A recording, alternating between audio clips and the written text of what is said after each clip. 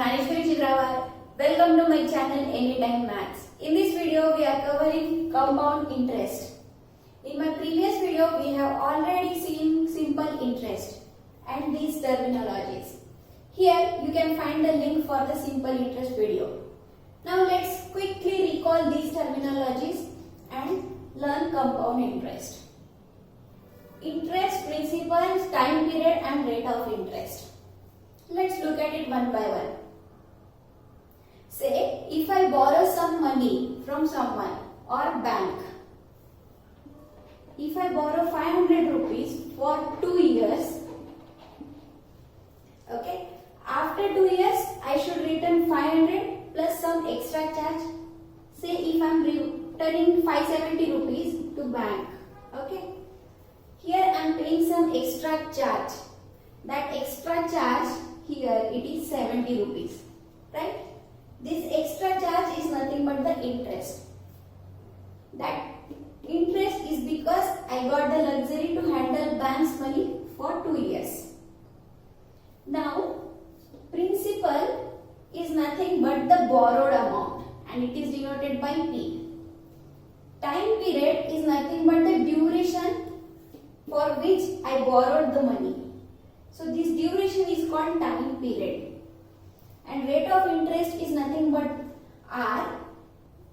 This is the charge on every 100 rupees. Rate of interest R, say if it is 10% per annum, means on every 100 rupees we need to pay 10 rupees extra per year. That is the rate of interest. Now, let's look at this example. If I borrow 500 rupees for 2 years from bank and say rate of interest is 10% per annum and here the interest is compound interest, then how much money should I return after 2 years? Let's find it out, the compound interest here. Here I have drawn timeline. 0 year means present year. So in this year I borrowed 500 rupees from bank at 10% per annum interest rate, compound interest. So after 2 years how much amount I should return? Let's find it out. See, for this 1 year principal amount is as it is 500 and interest rate is 10%. So 10% of 500 is 50 rupees. If I want to return money in first year, I should return 550 rupees. Now let's find out in second year. This is principal amount which I should return as it is. Okay. Now for this 1 year, 10% interest on this 500, that is 50 rupees. So in compound interest, here we are calculating interest on interest. So on this 50 rupees, which is our interest in first year, we are again finding the interest on this 50 rupees. See, 50 rupees as it is and interest on this 50 rupees, that is 10%, which is 5 rupees. So in second year, I should return 605 rupees to bank. So what is this? In the first year, I should return 550 rupees, right? Now this whole thing is acting as a principal for the second year. Means on this 550 rupees, we are calculating the compound interest. That means 550 rupees as it is and 10% on this. 10% is nothing but 55. So 605 is the total in the second year. Now let's see the difference between compound interest and simple interest. Here this is the calculation for compound interest. Now let's find the simple interest in second year. Same amount in 0 year. So after 1 year this becomes 500 and 10% interest, that is 50 rupees.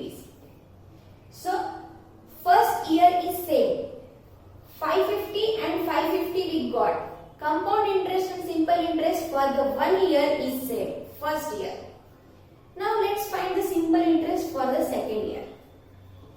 So we are doing this as it is 500 amount and interest 10% on this 50 rupees. But in simple interest, we are not charging interest on interest. So there is only just 50 rupees. This extra thing is not there in simple interest. This is interest on interest, right?